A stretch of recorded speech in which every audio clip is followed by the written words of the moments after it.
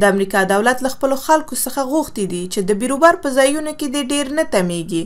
له همدې امله د کالیفورنیا ایالت د لوړو او څانګیزو زده کړو مسؤلین تصمیم نیولی دی چې ټول پوهنتونونه رخصت کړي او درسونه آنلاین کړي. په دغو پوهنتونونو کې ګڼ شمېر افغاني محصلین هم زده کړې کوي. چې زموږ افغانان هم دلته شته دي، زه خپله هم دلته درس وایم او د سانډیاګو پوهنتون د کورونا وایروس د مخنیوي لپاره څه تدابیر نیولي دي چې اول یې دا د استادانو ته اختیار ورکړی دی تر څو یعنې صنفونه د آنلاین ته واړوي. ضرورت نشته دی چې محصلین راشي صنف ته او دوی کولی شي چې خپل امتحانونه د آنلاین ترسره کړي او درسونه لکچرونه هم آنلاین تعقیب کړي. د هغه امریکایي محصلینو چې په اروپایي هیوادونو کې زده کړې کولې د هغو د زده کړې پروګرامونه وځنډول شول.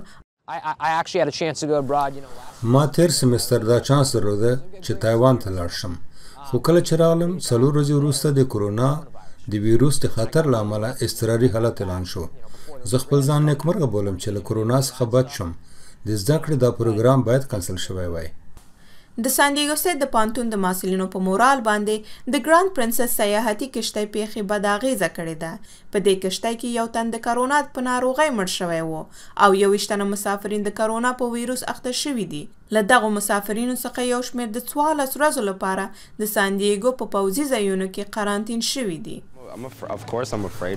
ښکاره خبره ده چې زه د دې کشتۍ د ناوړه خبر په اورېدلو سره ډېر وېرېدلی یم، ځکه د کورونا ویروس وژونکی دی او دا مسافرین باید سانډیاګو ته نه وای راوستلي.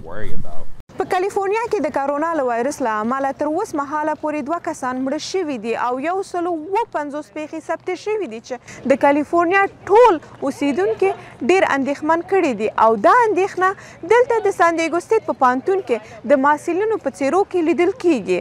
برېښنا تحریک د امریکا غږ آشنا ټلویزیون، کالیفورنیا، سانډیاګو.